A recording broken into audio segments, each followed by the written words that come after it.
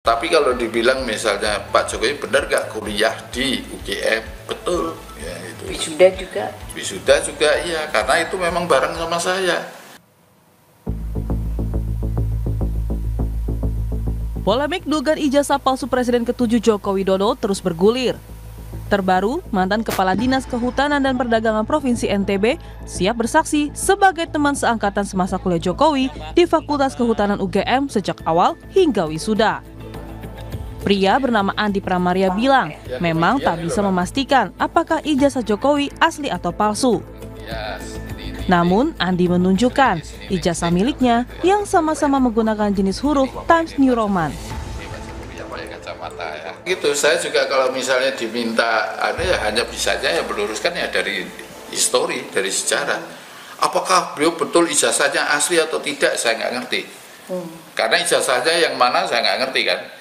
Tetapi kalau dibilang misalnya Pak Jokowi benar gak kuliah di UGM, betul. Ya, itu. Wisuda juga? Wisuda juga iya, karena itu memang bareng sama saya.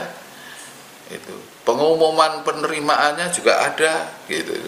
Jadi gimana? Apa lagi yang diragukan kan? Gitu. Kalau pembimbing skripsinya Pak Jokowi itu Profesor Sumitro. Nah, Profesor Sumitro itu sebenarnya dia punya asisten. Nah, asistennya itu Pak Kasmujo itu, asisten dosen ya, itu Pak Kasmujo itu.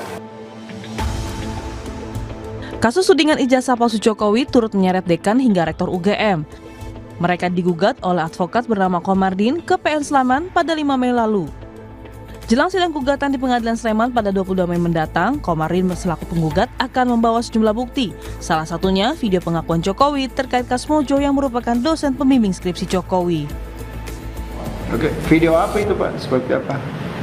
Di situ kan ada macam-macam, seperti ada videonya Jokowi yang mengatakan bahwa Kasmujo pembimbing kami, pembimbing skripsinya. Kemudian adalah berita lagi bahwa Kasmujo itu bukan pembimbing skripsi. Nah itu.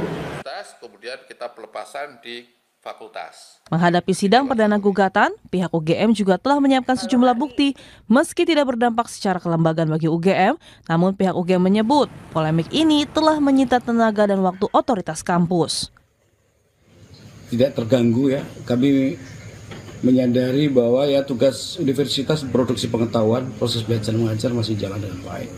Dan dinamika di kalangan para dosen, para mahasiswa, bahwa ada pertanyaan-pertanyaan memang itu hal yang biasa kita. Ya sebetulnya memang membutuhkan energi ya, karena harus menjawab kalau ada kebutuhan begini, terutama di media sosial kan.